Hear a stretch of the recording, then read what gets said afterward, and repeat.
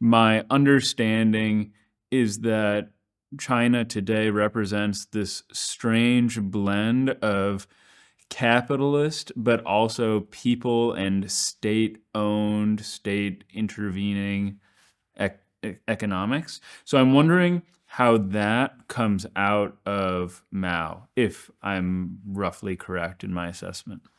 Well, it's a very long discussion, so I'm going to give you a very short answer. Please. All right. Mao's only friend in that long march, when he's making that long march, at that point, the revolution has already happened in Russia, 1917. Lenin has died in 1923. So what's going on in Russia in the second half of the 20s is a struggle between the two most important leaders of the communist movement in Russia after Lenin, because they're inheriting the situation. One is named Stalin, and the other one is named Trotsky. And depending on how you come down on these things, one is a hero, the other one is an evil shithead, or vice versa. That's how that goes. The global communist movement splits on this subject. One side becomes the Trotskyist movement. The other is Stalinist movement. Stalin wins, Trotsky loses. First, he's kicked out of the government, Trotsky. Then he's kicked out of the Communist Party. Then he's kicked out of Russia. He actually comes here to New York, spends a little time on the Lower East Side, moves to Mexico. And while he's in Mexico, he becomes very important to the Mexican communist movement, which was very strong then, especially among artists. And they hosted him. Those artists included Frida Kahlo. You know who she is?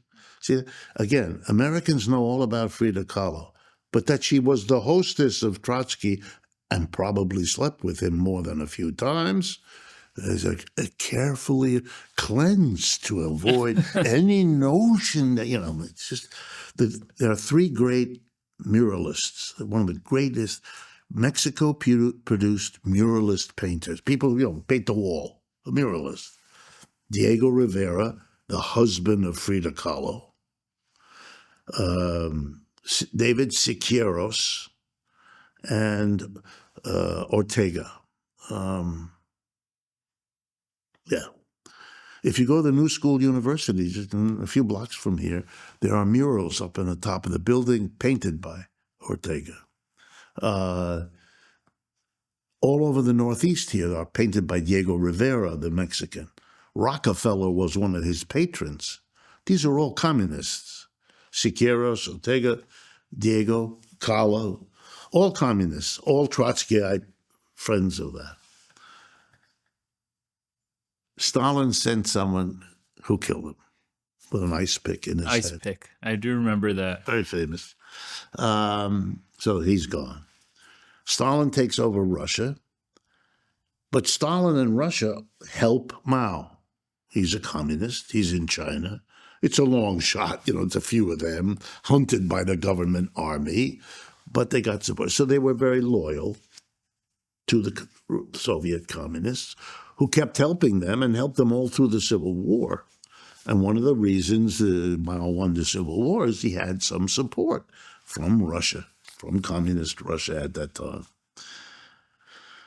I don't want to take away. It was Mao's victory. He organized that army. There was a big army of Chinese people. They fought and they won. So in the early years, from 1949 to the end of the 50s, first 10 years, China is a very loyal ally of the Soviet Union, and these are the years of the Cold War. So the United States, allies already earlier with Chiang Kai-shek, tries to smash them. So the Mao and his people are very clear. The United States is not our friend. They tried to kill us, for Chiang Kai-shek. Now Chiang Kai-shek is sitting in Taiwan, twiddling his thumbs. And now the Soviet Union is our ally, but that makes us the enemy of the United States, blah, blah, blah, and all of that. If you ever go back and you look at American history at that time, there was a tremendous hullabaloo about who lost China. And McCarthy, remember the McCarthy of the Senate, McCarthy? They went after a high-ranking State Department official named Harry Dexter White, one of the highest officials, would have become Secretary of State at one point. He was in line like that.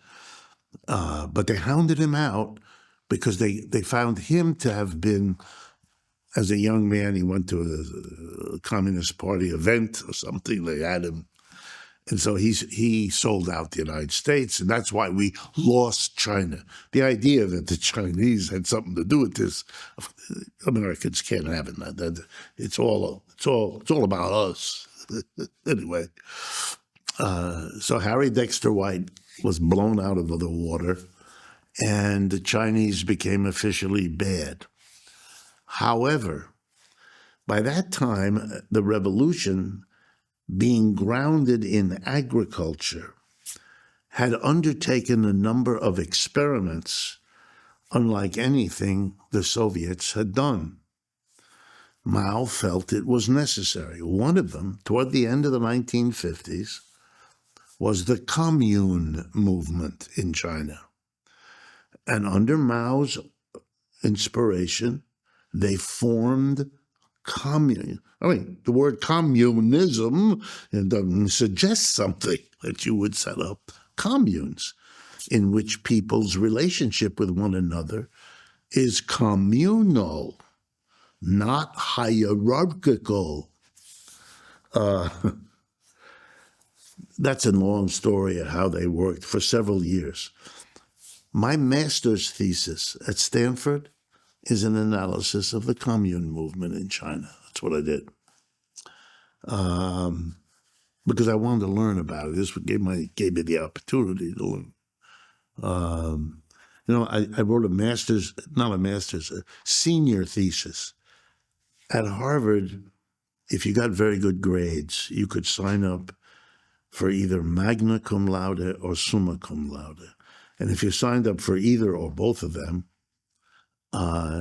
you were relieved of taking courses in the last semester of your senior year, and instead you would write a paper, a major, and I did that.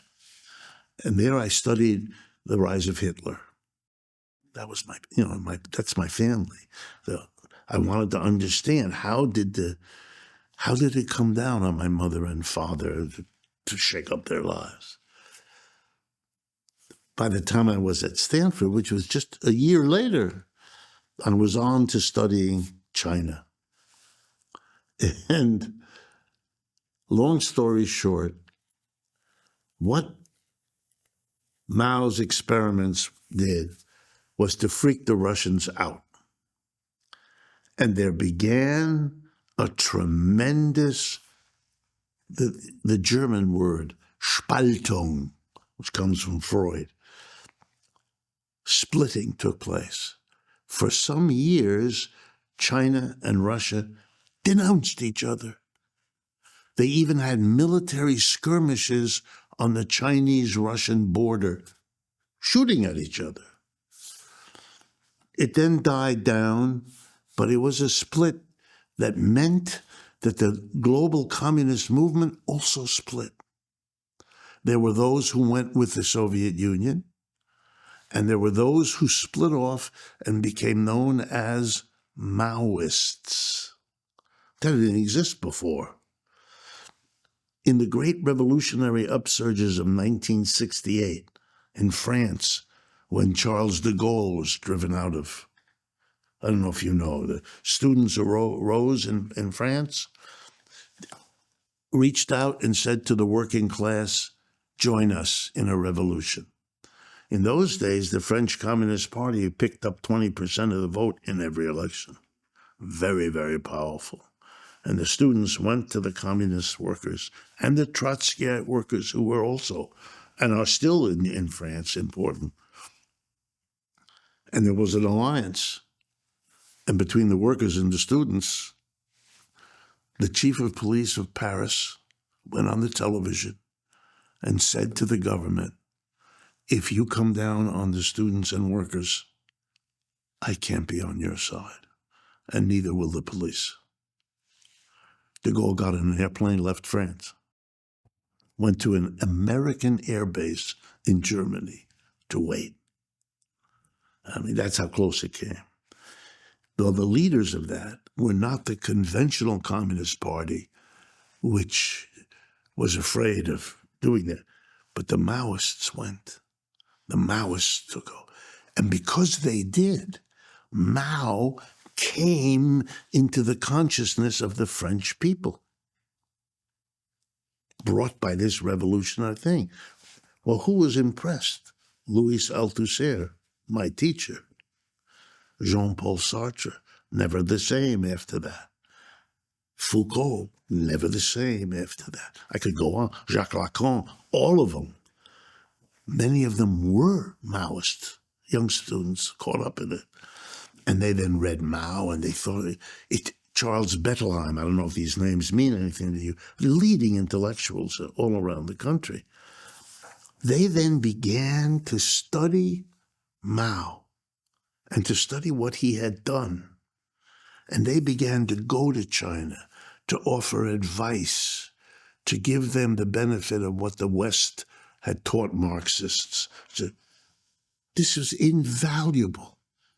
This was a way for a third world country to tap Western technology and thought in a way that could never happen any other way. But nobody understood that. They don't get it now either. But it transformed not just the consciousness of the West learning about Mao, but the Maoists learning what the West had to teach them about strategy. Long story short, they made a strategic decision, which I don't think could have been done without Mao. Even though this was done, Mao is dead or dying, so it comes with his end. And the strategic decision is, we're going to build a socialism different from the one in the Soviet Union. That comes out of their split with Russia. And we're going to make it different from what socialism has meant in the West. What did it mean in the West? Well, to this day, right, there are socialist parties in all the European countries. Many of them have been in the government. The Portuguese government, right now the Spanish government is the Socialist Party. Up until 3 months ago, the government of Germany was Scholz, the Socialist Party. Scandinavia used to be called Scandinavian Socialism.